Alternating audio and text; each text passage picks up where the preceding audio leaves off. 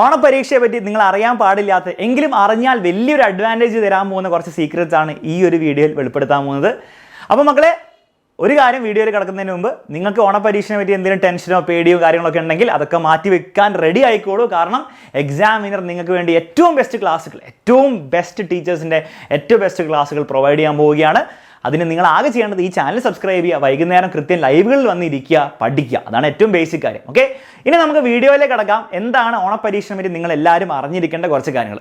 First കാര്യം, ഓണപരീക്ഷ എന്ന് പറഞ്ഞാൽ അതൊരു പരീക്ഷയായിരിക്കും. സാർ, ഇതിലിപ്പോൾ എന്താണ് സർപ്രൈസ് ഉള്ളത്? മക്കളെ, പലർക്കും പറ്റുന്നൊരു അബദ്ധം എന്താണെന്ന് വെച്ചാൽ പരീക്ഷയുടെ സമയത്തും നിങ്ങൾ സാധാരണ പഠിക്കുന്ന രീതിയിൽ തന്നെ പഠിക്കും. ഫോർ എക്സാമ്പിൾ, നിങ്ങൾ ഫിസിക്സോ കെമിസ്ട്രിയോ നിങ്ങൾ ഓണപരീക്ഷയുടെ സമയത്ത് പഠിക്കുമ്പോൾ പലരും ചെയ്യുക സാധാരണ പഠിക്കുന്ന പോലെ തന്നെ ടെക്സ്റ്റ് ബുക്ക് എടുക്കും, കുറേ വായിക്കും, നോട്ട്ബുക്ക് എടുക്കും, പിന്നെയും വായിക്കും, ഒന്നോ രണ്ടോ ചോദ്യങ്ങൾ ചെയ്യുമ്പോൾ പരീക്ഷയിൽ അറ്റൻഡ് ചെയ്യാൻ വേണ്ടി പരീക്ഷാ ഹാളിൽ പോയിരിക്കുമ്പോണ്ടാവും പരീക്ഷയിൽ മൊത്തം ചോദ്യങ്ങൾ.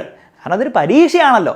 നിങ്ങൾ മറ്റേ ഓരോ ടോപ്പിക്ക് പഠിച്ചോ എന്നല്ല ടീച്ചർ ചോദിക്കാൻ പോകുന്നത്. പരീക്ഷാ ചോദ്യ പേപ്പർ ഓരോ ചോദ്യങ്ങളുണ്ടാവും. ആ ചോദ്യങ്ങൾ വായിച്ച് അത് മനസ്സിലാക്കി അതിന് ഉത്തരം കൊടുത്താൽ മാത്രമേ മാർക്ക് കിട്ടുള്ളൂ. പലർക്കും നിങ്ങൾ ഈ ടെക്സ്റ്റ് ബുക്കും നോട്ട്ബുക്കും മാത്രം വെറുതെ വായിച്ച് പോകുന്നത് കൊണ്ട് തന്നെ അവിടെ ചോദ്യങ്ങൾക്ക് ഉത്തരം കൊടുക്കാൻ പറ്റുന്നില്ല. അപ്പോൾ പലരും ഞാൻ പറയുന്നത് കേട്ടിട്ടുണ്ട്, സാർ ഞാനെല്ലാം പഠിച്ചു പക്ഷേ ചോദ്യം ഒന്നും ഉത്തരം കൊടുക്കാൻ പറ്റില്ല. അതിൻ്റെ കാരണം എന്താണെന്ന് വെച്ചാൽ നിങ്ങൾക്ക് ചോദ്യങ്ങൾ ചെയ്തിട്ട് പ്രാക്ടീസ് ഇല്ല, നിങ്ങൾ ക്വസ്റ്റ്യൻ ചെയ്തിട്ട് പ്രാക്ടീസ് ഇല്ല. അതുകൊണ്ട് തന്നെ നിങ്ങൾ ഇനിയുള്ള ദിവസങ്ങൾ നിങ്ങൾ ചിന്തിക്കേണ്ട കാര്യം, നിങ്ങൾ തിയറിക്ക് എത്ര വെയിറ്റേജ് കൊടുക്കണം, ക്വസ്റ്റ്യൻസ് എത്ര വെയിറ്റേജ് കൊടുക്കണം.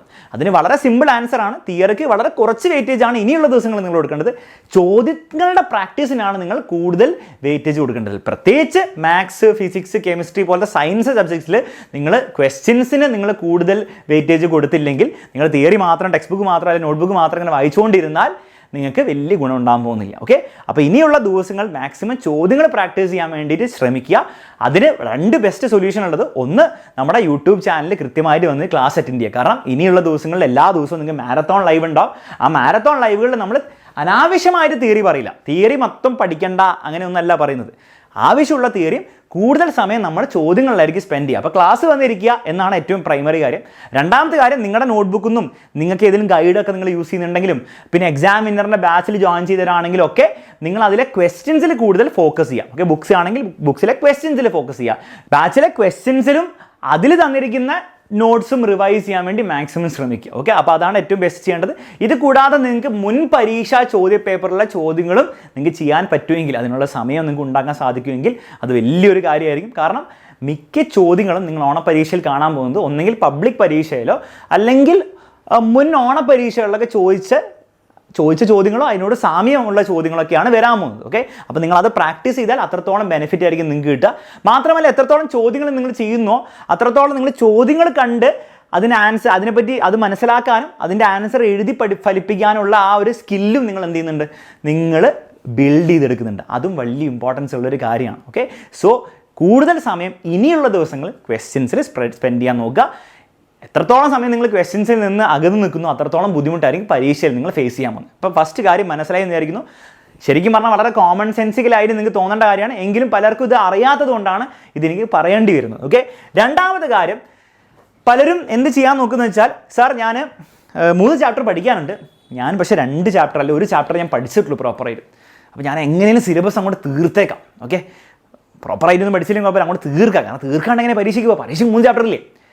ഇങ്ങനെ നിങ്ങൾ വിചാരിച്ചാൽ നിങ്ങൾക്ക് പ്രത്യേകിച്ച് വലിയ ഗുണമൊന്നും ഉണ്ടാകാൻ പോകുന്നില്ല. അതായത് നിങ്ങളിങ്ങനെ ആർക്കോ വേണ്ടി എന്തിനോ വേണ്ടി ഒരു പകുതി രീതിയിൽ അതല്ല ചെയ്യാൻ പറ്റുള്ളൂ, അതിന് സമയമല്ലേ ഇതിനുള്ളൂ. അങ്ങനെ ഒരു ഹാഫ് ഹാർട്ടഡായിട്ട് നിങ്ങൾ സിലബസ് കംപ്ലീറ്റ് ചെയ്ത് കഷ്ടപ്പെട്ട് പോയി പരീക്ഷ എഴുതിയുകൊണ്ട് നിങ്ങൾക്ക് ഒരു ഗുണം കിട്ടാൻ പോകുന്നില്ല. അതിൻ്റെ കാരണം വളരെ സിമ്പിളാണ്. കാരണം നിങ്ങൾ ഒരു ചാപ്റ്റർ പകുതി നോളേജോടെ പോയി പരീക്ഷാ പേപ്പറിൽ ഉത്തരം കൊടുക്കാൻ വേണ്ടി വിചാരിച്ചാൽ അതൊന്നും നടക്കില്ല. ഭാഗ്യം കൊണ്ട് ചിലപ്പോൾ 1-2 ഉത്തരം കിട്ടിയെന്ന് തരാം. അല്ലാത്ത പക്ഷം നിങ്ങൾക്ക് അത് പ്രോപ്പറായിട്ട് ആ ചാപ്റ്ററിൽ നിന്ന് ചോദ്യങ്ങൾ ഉത്തരം കൊടുക്കാൻ പറ്റില്ല. അതൊരു കാര്യം. രണ്ടാമത്തെ പ്രശ്നം അതിലും വലിയ പ്രശ്നമാണ്. കാരണം നിങ്ങളിപ്പോൾ ആ 2, 3 ചാപ്റ്ററൊക്കെ പഠിച്ചു എന്ന് വിചാരിക്കാം. പക്ഷേ പിന്നീട് ക്രിസ്മസ് എക്സാമും പബ്ലിക് എക്സാമൊക്കെ വരുന്ന സമയത്ത് വീണ്ടും നിങ്ങൾ പഠിക്കേണ്ടി വരും. കാരണം എങ്ങനെയൊക്കെയോ പകുതി ആണ് പഠിച്ചു വെച്ചിരിക്കുന്നത്. അപ്പോൾ വീണ്ടും ആ സമയമാകുമ്പോൾ വീണ്ടും അതൊക്കെ മറന്നു പോകും, അല്ലെങ്കിൽ ആ പകുതി ഏതാണ് പകുതി ഏതാ പഠിച്ചതെന്നുള്ള ഒരു ഓർമ്മയുണ്ടാവില്ല. അപ്പോൾ വീണ്ടും ആ ചാപ്റ്റർ ഫുള്ളായിട്ട് പഠിക്കേണ്ട അവസ്ഥയിലേക്ക് നിങ്ങൾ മാറും. അപ്പോൾ നിങ്ങൾ വെറുതെ സമയം വേസ്റ്റ് ചെയ്യണം. അതിന് പകരം നിങ്ങൾ ചെയ്യേണ്ടത്, നിങ്ങൾ സിലബസ് ഇതുവരെയായിട്ട് കംപ്ലീറ്റ് ചെയ്യാത്തവരാണെങ്കിൽ നിങ്ങൾ ചെയ്യേണ്ട ഒരു കാര്യം, നിങ്ങളെക്കൊണ്ട് റിയലിസ്റ്റിക്കലി കംപ്ലീറ്റ് ചെയ്യാൻ പറ്റുന്ന അത്രയും നിങ്ങൾ കംപ്ലീറ്റ് ചെയ്താൽ മതി. ഓക്കെ, പക്ഷെ ആ തീർക്കുന്ന കാര്യം മര്യാദയ്ക്ക് തീർക്കണം. അത് പ്രോപ്പറായിട്ട് മനസ്സിലാക്കണം. എന്തൊക്കെയാണ് പഠിക്കുന്നത് മനസ്സിലാക്കുക. അതിലെ ചോദ്യങ്ങളെ പരമാവധി പ്രാക്ടീസ് ചെയ്യുക. എന്നിട്ട് ആ പഠിക്കുന്ന കാര്യത്തിന് എന്ത് ചോദ്യം വന്നാലും ഉത്തരം കൊടുക്കാൻ പറ്റും എന്നുള്ള ഒരു കോൺഫിഡൻസിൽ വേണം പരീക്ഷയിൽ പോകാൻ. അങ്ങനെ നിങ്ങൾ ചെയ്താൽ നിങ്ങൾക്ക് ഒബ്വിയസ്ലി നിങ്ങൾ പഠിക്കാത്ത ഭാഗത്ത് നിന്ന് ചിലപ്പോൾ മാർക്ക് കുറയും, പക്ഷെ അത് കുഴപ്പമില്ല. പക്ഷേ നിങ്ങൾ പഠിച്ച കാര്യം നിങ്ങൾ ഓൾറെഡി നന്നായിട്ട് പഠിച്ചിട്ടുണ്ടാവും, അതിന് മാക്സിമം മാർക്ക് ഉണ്ടാക്കാനും പറ്റും. ഓക്കെ, അപ്പോൾ അതുകൊണ്ട് തന്നെ മാക്സിമം എന്ത് ചെയ്യുക, സിലബസ് തീർക്കാൻ വേണ്ടിയുള്ള നെട്ടോട്ടത്തിൽ നിങ്ങൾ പോയി ട്രാപ്പിൽ പെടരുത്. പഠിച്ച കാര്യം മര്യാദയ്ക്ക് പഠിക്കുക. പിന്നെ ഒബ്വിയസ്ലി എന്ത് ചെയ്യണം, നിങ്ങളുടെ ഫ്രണ്ട്സോ ആരെങ്കിലും നമ്മുടെ ക്ലാസ്സിലൊക്കെ ചിലപ്പോൾ പറഞ്ഞുതരും, ഈ അവസാനത്തെ ചാപ്റ്ററിന് ഇന്ന ചോദ്യങ്ങൾ പഠിച്ചു വെച്ചോ, അത് ചിലപ്പം പരീക്ഷയിൽ വരാൻ വളരെയധികം ചാൻസ് ഉണ്ട്, അത് വന്നാൽ ഇങ്ങനെ എഴുതാനൊക്കെ പറയും. അപ്പോൾ ഒബ്വിയസ്ലി അതൊക്കെ ചെയ്യാം. അപ്പോൾ അതൊന്നും ചെയ്യേണ്ടെന്നല്ല ഉദ്ദേശം, ഞാൻ പഠിക്കുന്ന ചാപ്റ്റർ ഞാൻ തൊട്ട് വെക്കില്ല എന്നല്ല ഉദ്ദേശിച്ചത്. അതിൽ ചില കാര്യങ്ങളൊക്കെ ഉണ്ടാവും. അപ്പോൾ അതൊക്കെ നമ്മുടെ ലൈവ് ക്ലാസ്സിൽ പറയുമ്പോൾ, അല്ലെങ്കിൽ നിങ്ങളുടെ ഫ്രണ്ട്സോ അല്ലെ ആരെങ്കിലുമൊക്കെ പറഞ്ഞു തരുമ്പോൾ അത് മാത്രം പഠിക്കുക. ഞാൻ ഉദ്ദേശിച്ചത് അതിന് വേണ്ടി സിലബസ് തീർക്കുന്നതിൻ്റെ ആ നെട്ടോട്ടത്തിൽ വെറുതെ സമയം കളഞ്ഞിട്ട് കാര്യമില്ല എന്നാണ്. ഓക്കെ, അപ്പോൾ ആ ഒരു കാര്യം മനസ്സിലാക്കുക. പഠിക്കാൻ പോകുന്ന കാര്യങ്ങൾ അല്ലെങ്കിൽ പഠിക്കാൻ പറ്റുന്ന കാര്യങ്ങൾ മര്യാദയ്ക്ക് പഠിക്കുക എന്നുള്ള കാര്യമാണ് ഏറ്റവും ബേസിക് കാര്യം. ഓക്കെ, ആ ഒരു കാര്യം നിങ്ങളെല്ലാവരും ഫോളോ ചെയ്യണം. മൂന്നാമത്തെ കാര്യം, എത്ര സമയം പഠിക്കണം എന്നാണ്. ഓക്കെ, അതായത് സാർ ഈ പരീക്ഷാ ദിവസങ്ങളിൽ ഞാൻ എത്ര സമയം പഠിച്ചാലാണ് എനിക്ക് മാക്സിമം മാർക്ക് ഉണ്ടാക്കാൻ പറ്റുക, പലരുടെയും ചോദ്യമാണ്. മക്കളെ, ഒരു ഇന്ന ടൈം എന്ന് എനിക്ക് പറഞ്ഞുതരാൻ പറ്റില്ല. നിങ്ങളെ കൊണ്ട് പറ്റുന്ന മാക്സിമം നിങ്ങൾ പഠിക്കാൻ ശ്രമിക്കുക. അതാണ് ഏറ്റവും ബേസിക് ആയിട്ടുള്ള കാര്യം.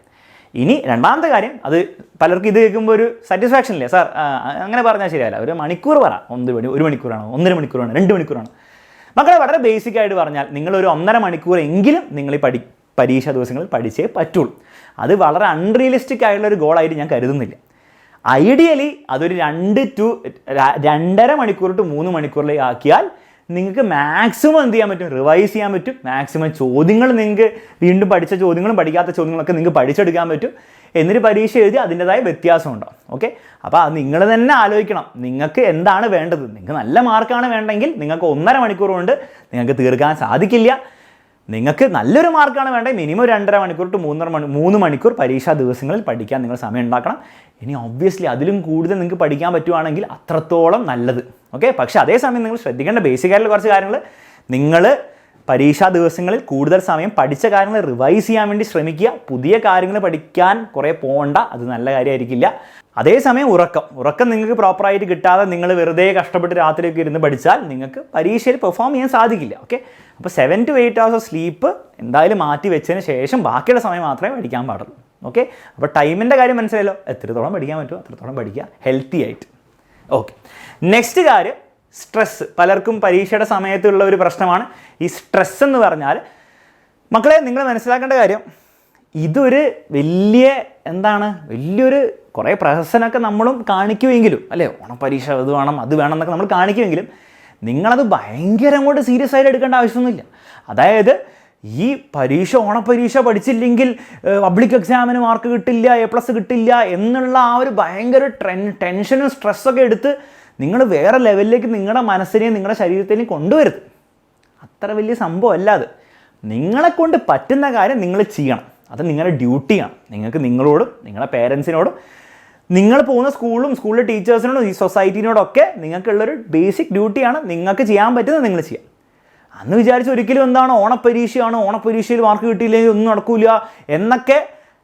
ഒബ്വിയസ്ലി നിങ്ങൾ പഠിക്കാൻ വേണ്ടിയിട്ട് ഞാനും പറഞ്ഞിട്ടുണ്ടാവും, നിങ്ങളുടെ സ്കൂളിലെ ടീച്ചേഴ്സും പേരൻസൊക്കെ പറഞ്ഞിട്ടുണ്ടാവും. പക്ഷേ അത് ഓവർ സീരിയസ് ആയിട്ട് എടുത്ത് നിങ്ങളെ സ്ട്രെസ്സും ടെൻഷനൊക്കെ ബിൽഡപ്പ് ചെയ്താൽ അത് നിങ്ങളെ നെഗറ്റീവ്ലി ബാധിക്കുകയുള്ളൂ. അതൊരു കാര്യം. മാത്രമല്ല, അത്രമാത്രമൊന്നും ഇല്ല.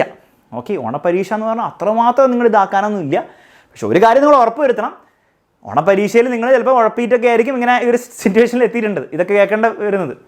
അത് അടുത്ത പരീക്ഷയിൽ, ക്രിസ്മസ് പരീക്ഷയാണെങ്കിലും അതിനടുത്ത പരീക്ഷകളിലും അത് അങ്ങനെ ഒരു സാഹചര്യത്തിലേക്ക് കാര്യങ്ങൾ എത്തിക്കരുത്. ആ ഒരു കാര്യം നിങ്ങൾ ഉറപ്പുവരുത്തണം. ഓക്കെ, പക്ഷേ നിങ്ങൾ ഈ ഓണപ്പരീക്ഷയുടെ ദിവസങ്ങൾ അനാവശ്യമായിട്ട് സ്ട്രെസ് എടുത്തുകൊണ്ട് കാര്യമില്ല, അതിൻ്റെ ആവശ്യവും ഇല്ല എന്നുള്ള കാര്യം മനസ്സിലാക്കുക. അപ്പോൾ അതൊന്നും വേണ്ട.